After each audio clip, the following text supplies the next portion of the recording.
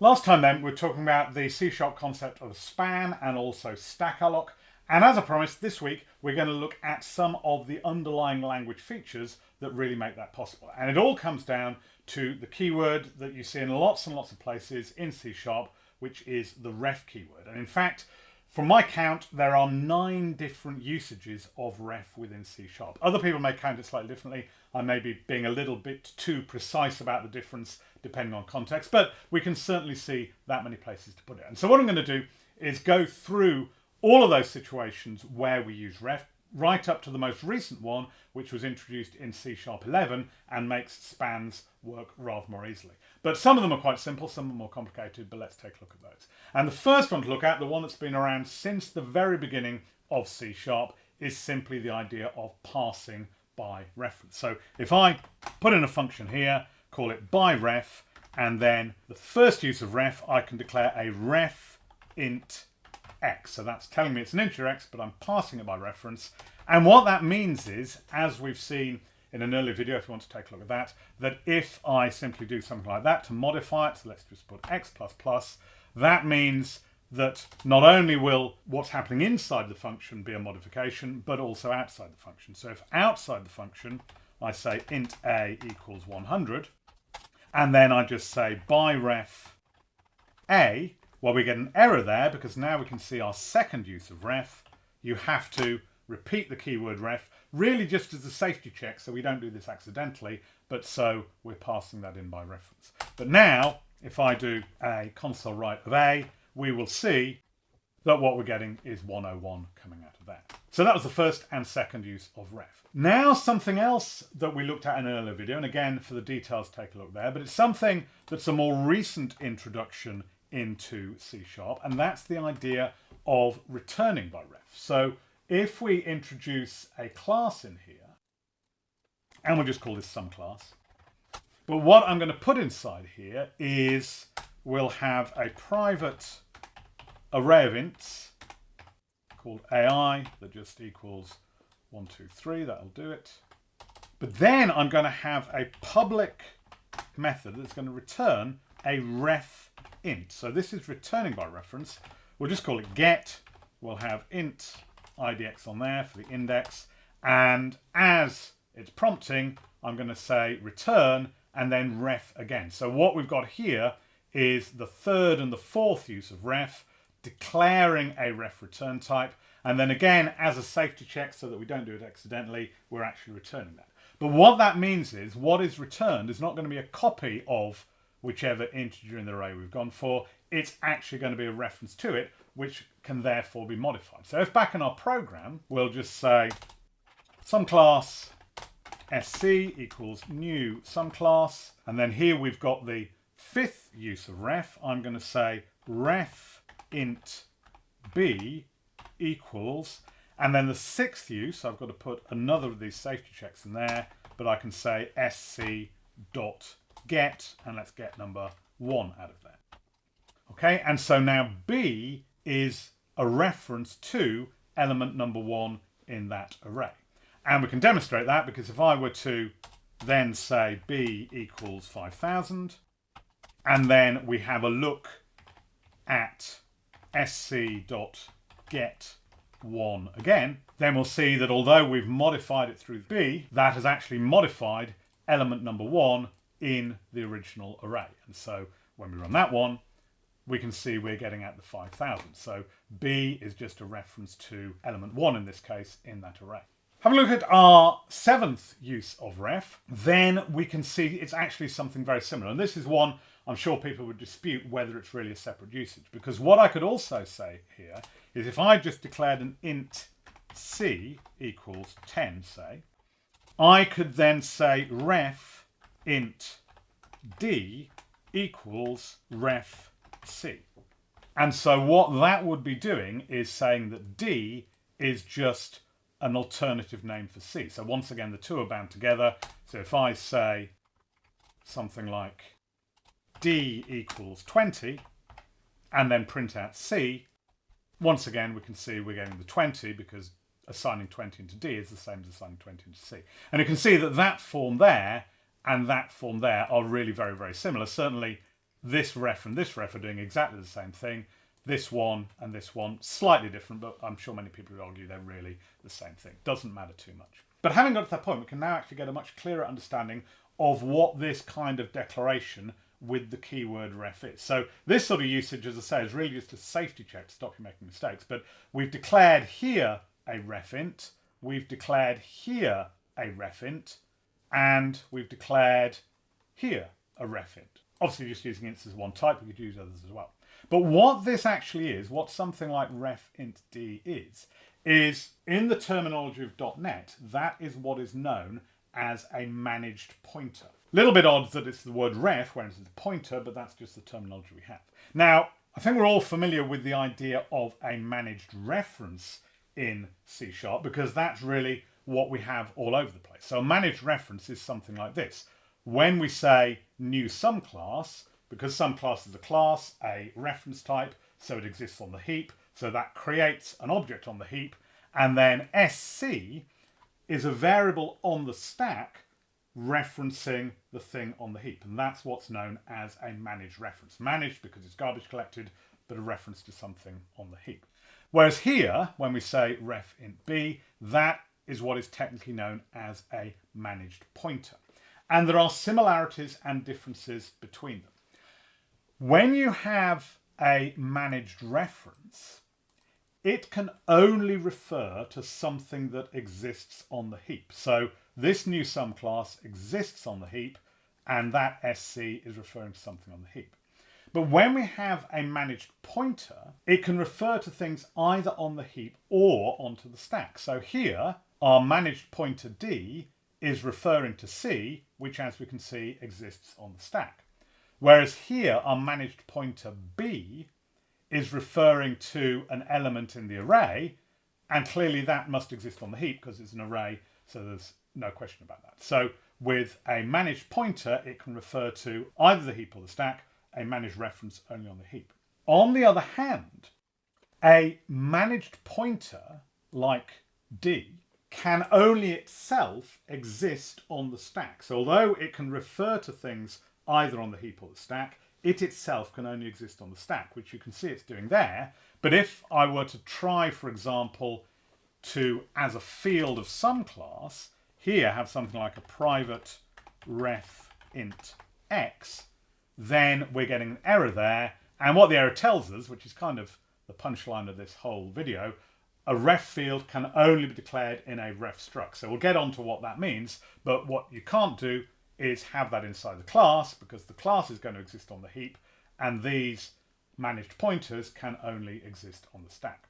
Whereas, as we know, a managed reference can exist on either the heap or the stack. So here, that is a managed reference to an array inside a class, so that thing AI exists on the heap, whereas here, this thing SC is a managed reference, but the reference itself exists on the stack. So we've got different degrees of flexibility. So with a managed reference, the variable can exist anywhere, but the thing it refers to must be on the heap. With a managed pointer, the managed pointer variable can only exist on the stack, but it can refer to things on the stack or on the heap.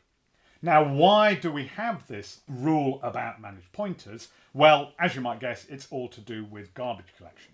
If you consider this managed pointer B, which is referring to this element inside the array, it's got to be able to keep that alive. So when the garbage collector does its work, this array has to be kept alive by this thing that is its managed pointer. But the problem is it's not referring to the beginning of the array, it's referring to the middle of it, and so that really complicates matters in terms of garbage collection.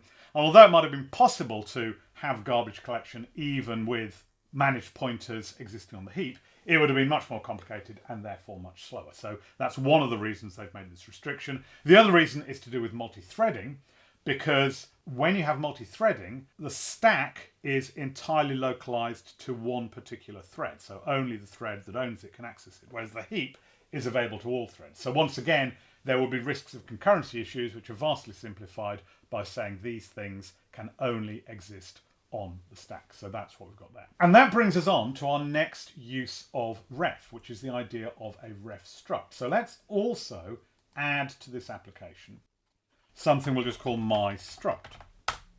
And we'll just change that to struct. And then when we talk about memory management, as you've seen on earlier videos, we say that a reference type, so a class, exists on the heap. And we say that a value type, a struct, exists on the stack. But that's not really a very good way of saying it. Although we often have structs existing on the stack, they can also exist on the heap. So we sometimes say something like a value type tends to exist on the stack or likes to exist on the stack, but it can exist on the heap as well. Simple enough to do that. If I take my struct, I can embed that inside my class. And now because the class exists on the heap, anything inside it exists on the heap. So there, very simply, we've got a struct existing on the heap. And indeed, exactly the same sort of thing also happens if you do something like boxing. So here, if I say my struct ms equals new my struct, that is declaring it on the stack. But if I do something like object ms, that's boxing, and so that creates a box, which is a reference type, copies the struct inside it, but then the box itself exists on the heap, so that's another way we can manage that. Also, if you have interfaces, so if we were to give our my struct a nice simple interface like iDisposable and implement that, then again, if we were to here say iDisposable, then that's another example of doing boxing and therefore getting my struct to exist on the heap. So in general, structs can exist in either location. But then what came in round about C#7 was the idea of a ref struct. And so this is our 8th use of the keyword ref. And this one is a little bit of an odd one because a ref struct is now a struct that can only exist on the stack. It's not allowed to exist on the heap at all. So having put that ref on there, if for example we look in here, we're now not allowed to have my struct inside a class because that means it would be existing on the heap. And also we can see we're not allowed in the program. We couldn't have that boxed as an object because that would put it on a heap. And indeed, we can't have it boxed as an interface. And in fact, even more strict than that, when you've got one of these ref structs, it's not allowed interfaces at all. Okay, so you're just not allowed to put an interface on there because the only way you could have it accessed through an interface would be on the heap, and that would break the rule that it's only allowed on the stack. So the only way now we can have a my struct is by declaring it as an object on the stack. So we've got quite a lot of restrictive rules there. Just to go through them, the rules are ref struct can't be an element within inside an array. Obviously not, because arrays exist on the heap. Can't be a field inside a class, we've just seen, because classes exist on the heap. Can't implement any interfaces, because then it would have to be boxed and exist on the heap. Can't be boxed in general. Can't be a generic type.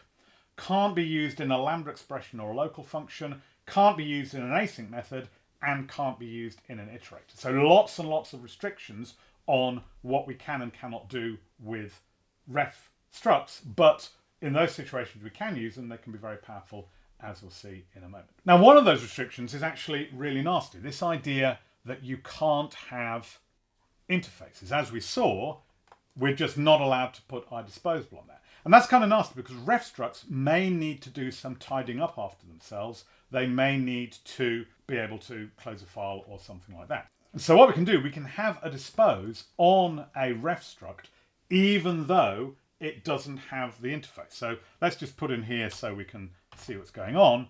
Let's just have a console write line of disposing. And then in our program, if I just put this in a using statement or in a using block, we can see it's happy with that, even though we haven't put the interface in there, but because we do happen to have the method. If we didn't have the method there at all, then we get an error over here because it's looking for that disposing, but as long as it's got it, it doesn't need the interface. And when we run this, we'll still see that we get the disposing call. So a little bit of a cheat there because we're not allowed interfaces, but because disposal is so important, we're allowed to do that. Another thing you'll commonly see when we're dealing with ref structs, nothing particularly special to them, but you can also have a read-only ref struct. So that basically means that once this ref struct's been created, it can't be modified. So if I were to put in something like a private int x in there, you can see we're getting an error because we're inside a read-only struct, and so all of the members themselves have to be declared as read-only, and that makes it happy. But that's nothing particularly to do with ref structs. That's true of any struct, but we'll see it's used quite often very usefully alongside the idea of a ref struct. But that brings us on to the new use of ref in C#11, which is the idea of a ref field. So you remember we mentioned earlier on, you're not allowed to have a ref field inside a class because a class exists on the heap and these managed pointers that we've got here can only exist on the stack. And that's equally true of a regular struct. So if this were just a struct, we wouldn't on here be able to say something like public ref int value, because although a struct may exist on the stack, it's still, we've just seen, possible to live on the heap. But that's the thing about the ref keyword here.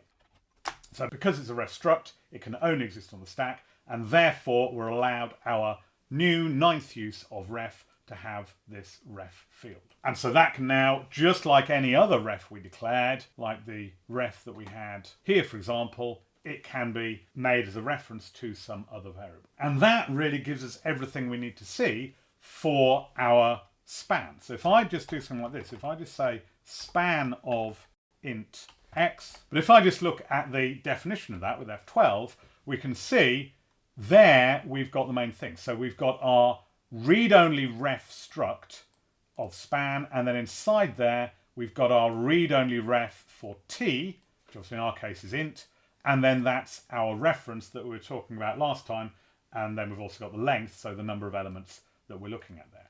But that is the use of ref that's allowed now with this 9th use of it that we get in C#11.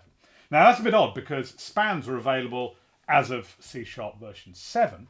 We can see how that works actually. If I just close that down and let's just wind this back and set that to .NET version 6, just do a quick rebuild so that it's got all of that. And you'll see obviously that it doesn't allow that ref in there. But if we now take a look at how a span's defined, now we can see something slightly different. It's still this read-only ref struct, but rather than the ref t, we now have this generic by reference. So before the language feature for ref fields came in C#11, there was this generic that did the same sort of thing, but rather sneakily, that by reference was itself declared as internal in the system library. So although it could be used here in span, which is also part of the system library, you couldn't use it in your own code, so you couldn't do this sort of thing for yourself. But now in C#11, it's been made an actual language feature. So if we just take that back, then we can see that we are allowed to have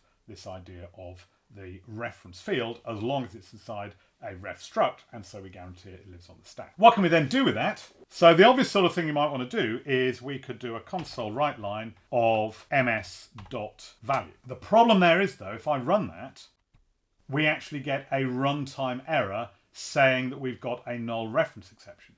And that is perfectly reasonable because we've declared this thing as a ref, but we haven't given it an initial thing to refer to. Now it's a bit odd that, because in most cases that would have been caught by the compiler anyway, but because this is an int, which technically can't be null because it's a value type, we're in a bit of an odd situation.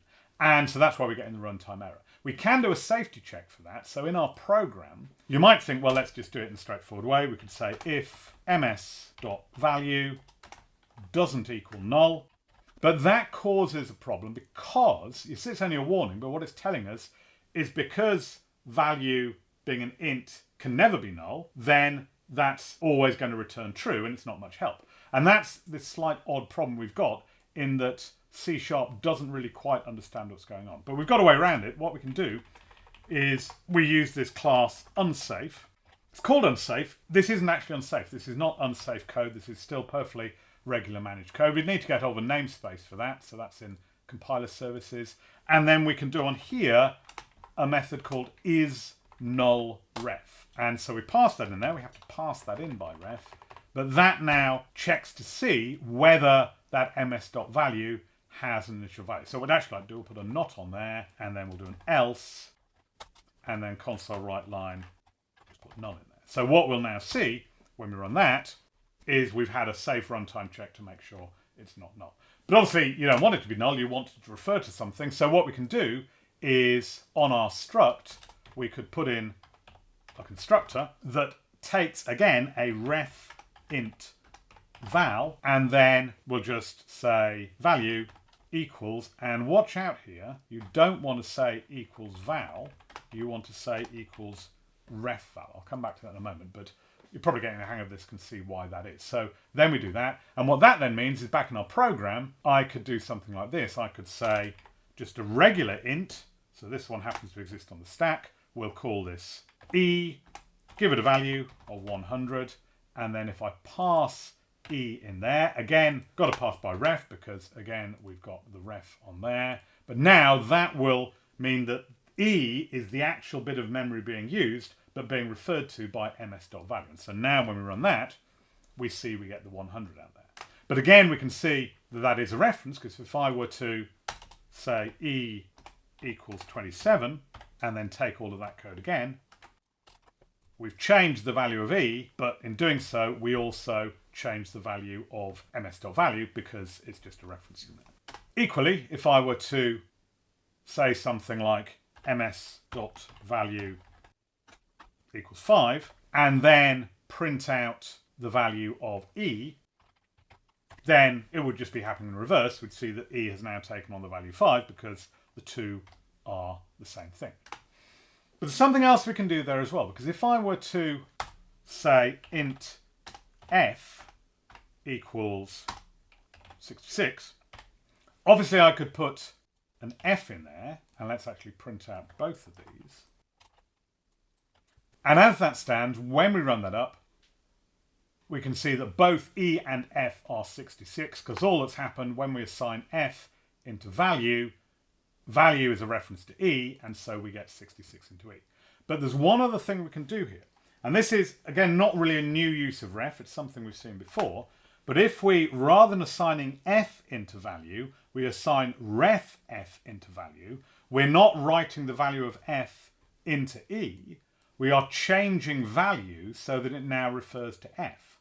So now if we do that, we can see that e is unchanged, that's at 100, but that f is still 66, and indeed if we put on value, that is also now going to be 66. So if you want to change the value in whatever's being referred to, you just say ms.value equals f, and that will just write the value in there. But if you want to change what it's referring to, put the word ref on there, and that will change what it refers to. Now we can actually take a little bit of control over that, because if we go back to my struct, we talked about the fact we can put read-only on the struct itself, but we can also put read-only on the ref. And there's actually a couple of ways we can do that. If I say read-only ref, and then take a look around, we'll see that in the program, that means that this second line has now become illegal.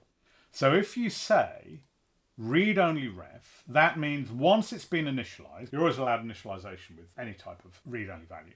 But once it's been initialized, we're not allowed to change the thing that it refers to. So we're allowed to change the actual value in there, but we can't make it refer to something different. On the other hand, we can also, instead of putting that read-only before the ref keyword, we can put read-only after the ref keyword. And now if we look at the code in the program, we can see that it's swapped over, that now we are allowed to change the reference, but we're not allowed to change the value that we've put in there. So in this case, the two different uses of read-only are positional and do different things. And indeed, we can have both of them if we want. So we can have a read-only ref read-only, for which once it's been initialized, you can neither make it refer to something else, nor change the value of what it refers to. And so here we can see both of those are now invalid. And this reminds me, and may remind any of you with any C++ experience, of the sort of thing we used to have in C++. I've just got a quick C++ program here to show you, where with pointers, which remember is what we're dealing with here, even though in C# we're dealing with managed pointers, but one could declare an int pointer, call it pi. I'll just set it to null pointer. But what you could do in C++ is you could declare a const int pointer, which is to say that although the pointer value can change, you can't modify the thing the int is being pointed to. Or you could say int star const pi, which meant you could change the int but couldn't make the pointer point to a different int. And again, you could have both of them, so you can have a const pointer to a const int.